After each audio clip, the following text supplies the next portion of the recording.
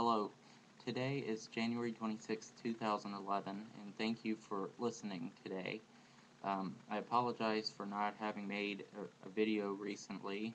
For a number of reasons, I didn't have a chance to, but today, and perhaps in other videos soon, I will be mainly discussing topics regarding British politics since the election of the Conservative Liberal Democrat government last year. Uh, The first thing I would like to say at the outset, I want to be straight with all of you that are listening.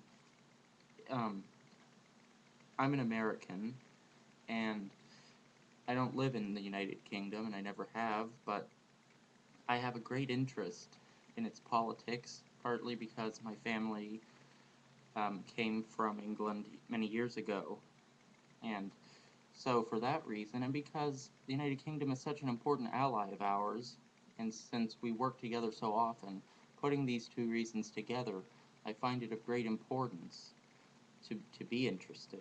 So let me say that if I were British, and if I were able to vote in 2010, depending on the constituency that I was living in, I likely would have voted for the Conservative candidate.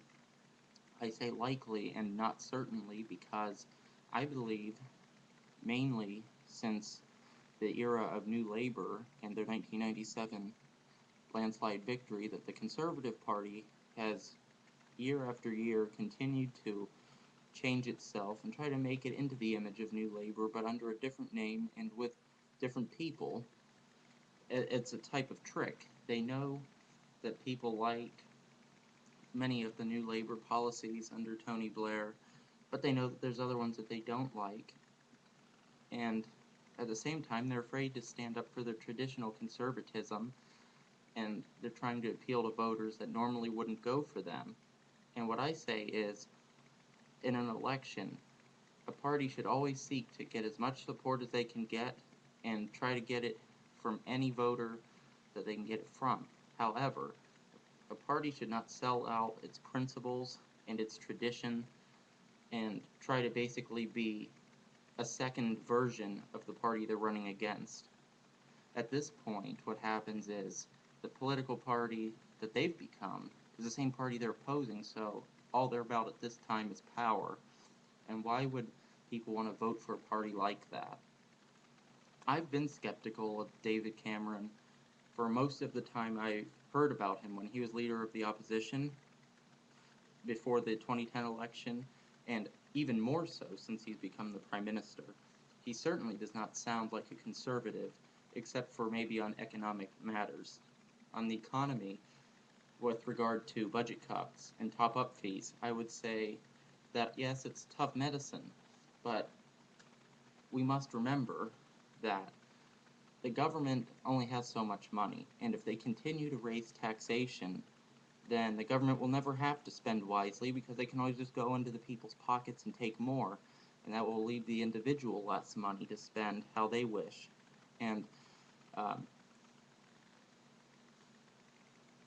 regarding university, students may um, focus more on their studies and not be so wild. There's an issue regarding drinking among the youth in Britain.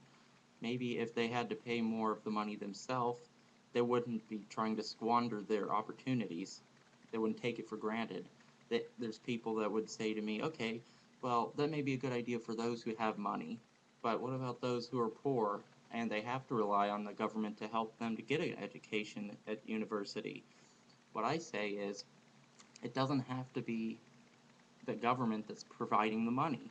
What is wrong with having private money, like from the church or from a group of people that want to help poor students? Why does it automatically have to be the government? We're not talking about the National Health Service because, well, that's another issue I could bring up in another video, but what I'm trying to say regarding the health service is healthcare is something every person is entitled to. It is something everybody needs to have. And so, while in another video I may discuss where I disagree with the current system for that in England, I would just say that university is not a birthright. Yes, it's always good to have as much education as you can have, but at the same time, there's real-world education. And real-world education sometimes can be more important than a university education, because if you just know what you're taught in a classroom or from a textbook, that doesn't ensure that you'll know how to handle a certain client or how to preserve your job in an ethical way. If you're just reading a textbook and you don't have any application in real life before you get these high jobs out of university, then that's not enough either. There's a lot of politicians, for example, who probably started becoming elected officials at a young age, and then for decades and decades they've stayed in office, and they haven't had much real world experience. I mean, sure, they talk to other politicians and they have to sound convincing on television, but if you're trying to keep a cushy job, of course you're going to sound convincing, because basically the people can fire you, and so you're basically trying to tell them whatever they want to hear so you don't get fired. So of course you're going to try your hardest to sound convincing. So that's not necessarily ethical, and I would say that people should try to earn the money themselves if their family can't give it to them. There should be private groups that can give money. And furthermore, this would help reduce the deficit without having to cut as much out of services that are needed for the poor, like the health service, for example. Perhaps the savings in money that is caused by an increase in the top-up fee could be transferred either to paying down the deficit or to services for people in the poor communities, perhaps refurbishing buildings that the government provides for poor people so they have better homes to stay in, safer streets. We could transfer this money to the basic necessities, and then the poor could be better off. Because if you have an education that's real world in your everyday life, and you have your basic education that you get until you're about 18 or 19, that's enough. You don't necessarily need a university degree. And let's face it, not everybody's going to be a top executive or a TV star or a prime minister, so why does everybody need university in the first place? And that's not the place where you learn how to read, and it's not the place where you learn how to write or speak. All it does is gives you extra skills. And some of the courses that you take, I don't know on this specific area, I'm not entirely certain. So if a British viewer is watching, please let me know if I've made an error in what I'm saying on this next point. But some of the subjects that are taken in my country and many of our universities aren't even relevant to the area of study. For example, if somebody wants to major in business, for example, many times at our universities you have to take advanced math, advanced calculus, and algebra, things like that. And that's not relevant to most business people. I mean, if you're trying to keep your business afloat, whether it's a big one or a small one, you basically need to know fractions, decimals, addition, subtraction, multiplication, division, things like that most of us use for grocery lists or to pay our home bills, our mortgages. That most people don't need to know this frivolous advanced math. And so in my country, that's a waste of students' time and money.